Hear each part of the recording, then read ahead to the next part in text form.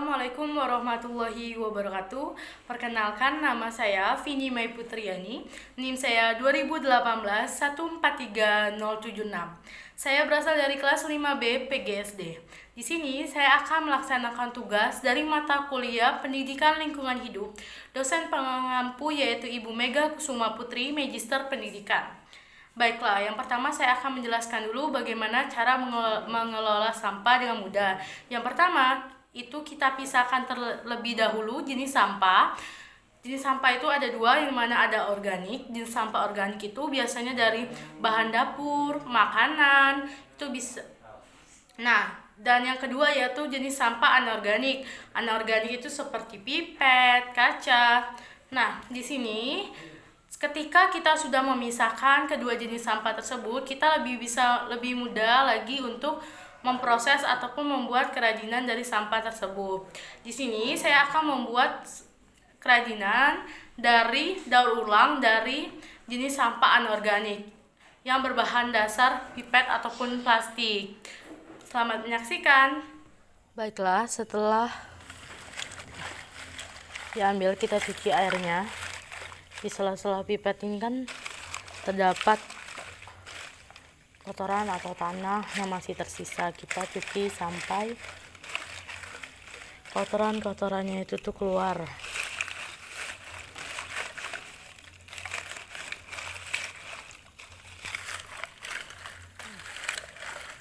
Lakukan 2 atau 3 kali pencucian. Dicuci lalu dikeringkan di atas lap. Kita keringkan terlebih dahulu.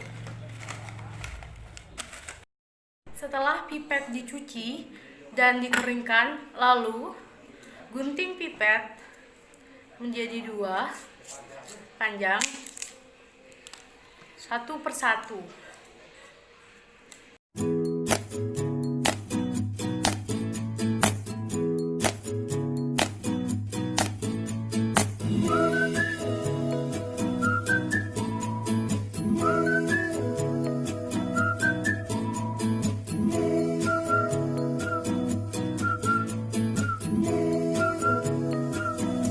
Baiklah, setelah dipotong 2, lipat segitiga. Segitiga 1, segitiga 2,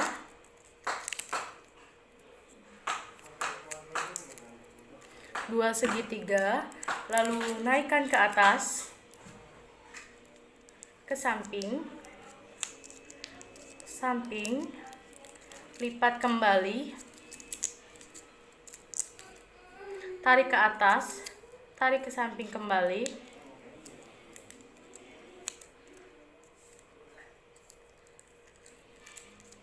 tarik ke bawah. Setelah ke bawah, tarik ke atas. Setelah ke atas, tarik ke samping. Setelah ke samping, tarik ke bawah, ke atas, ke samping, ke bawah lagi, ke atas, ke samping, lalu dipotong, masukkan di sela-sela ini.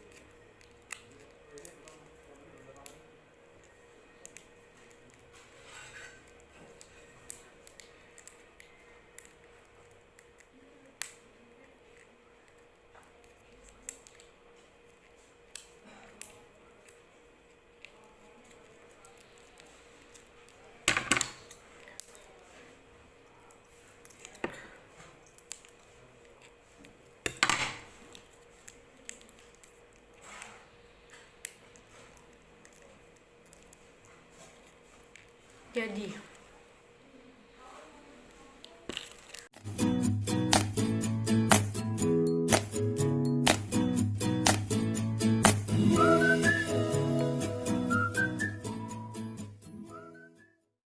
Setelah pipet dibentuk menjadi bintang segitiga seperti ini, kita akan membuat segitiganya saja.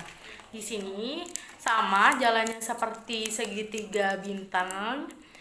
Jadi yang pertama lipat menjadi 2, terus ditarik ke atas di samping. Nah, kalau segitiga tadi kan ininya dilipat kembali.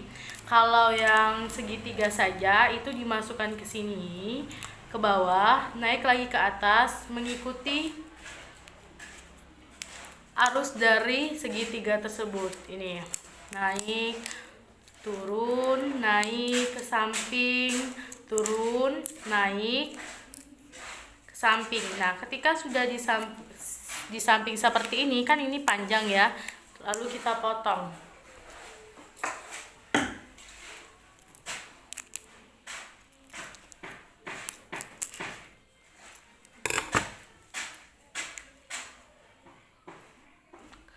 Kita lakukan lagi,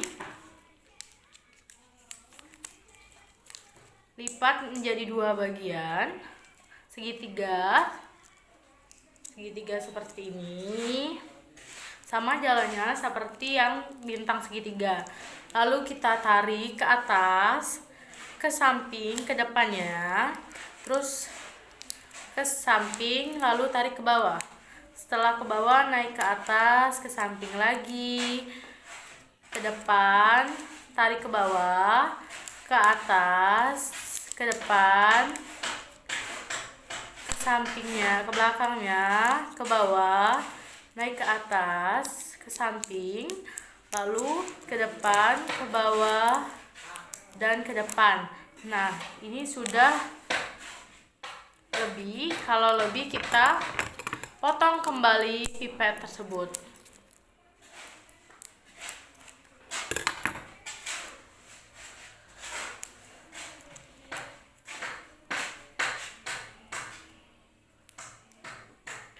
Lakukan cara tersebut untuk membuat bintang secara berulang-ulang, sehingga jumlah bintang yang akan dibutuhkan sama seperti jumlah yang akan digantungkan pada tirai.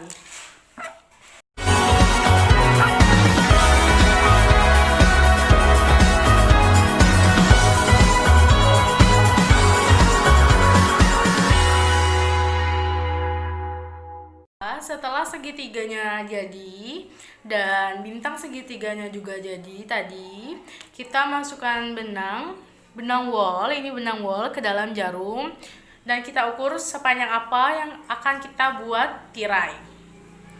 Sepanjang ini. Lalu kita gunting dan kita ikat agar tirai tersebut tidak lepas.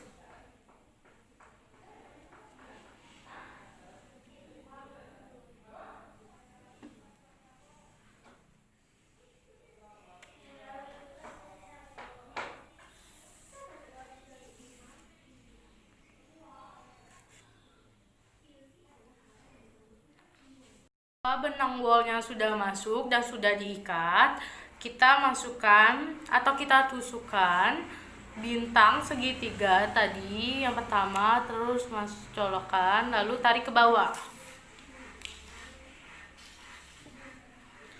lalu masukkan pipet yang sudah digunting, ataupun ini kan pipet dari yang sudah terpotong ataupun bekas dari sampah dari kerajinan yang lain. Nah, ini panjangnya tidaklah sama, ada yang mengot, ada yang miring, ada yang tidak beraturan lah ukurannya. Nah, kita di sini ambil yang kecil, yang kecil-kecil. Jadi yang kecilnya masukkan ke dalam, lalu masukkan bintang segitiga lagi.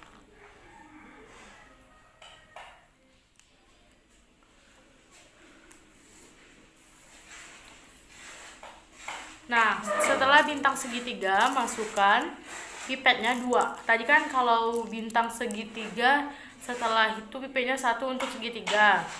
Nah, kalau yang sudah segitiga, itu bintangnya 2, ini segitiga.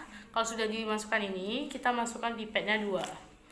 pilih yang ukurannya sedang ataupun cukup sedang. Jadi ini kan miring, jadi kita gunting agar sesuai dengan rapi kayak gitu. Tuh 2. Setelah itu masukkan kembali segitiga, bintang segitiga, tusukkan kembali lalu tarik lagi ke bawah.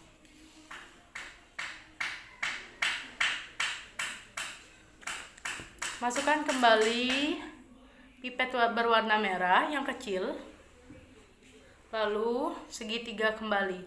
Lakukan pengulangan tersebut sampai ke atas sekali. Sisakan sedikit ruang untuk mengikat ataupun menggantungkannya.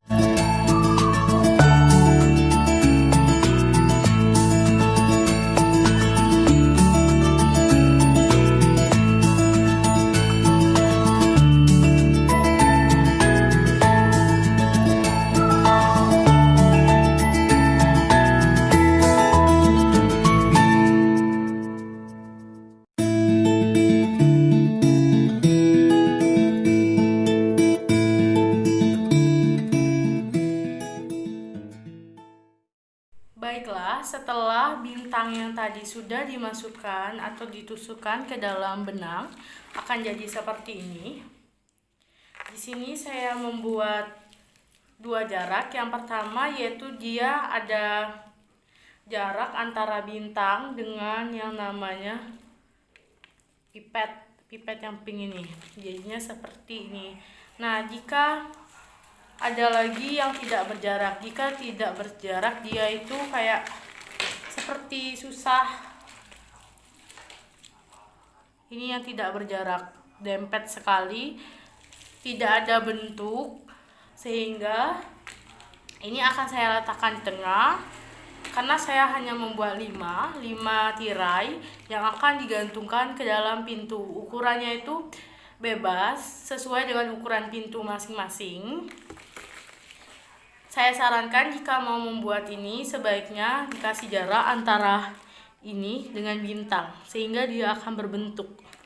Jika tidak ada jarak maka tidak ada pemisah ataupun tidak ada bentukan antara ini dengan ini, bintang satu dengan pipet yang di atasnya.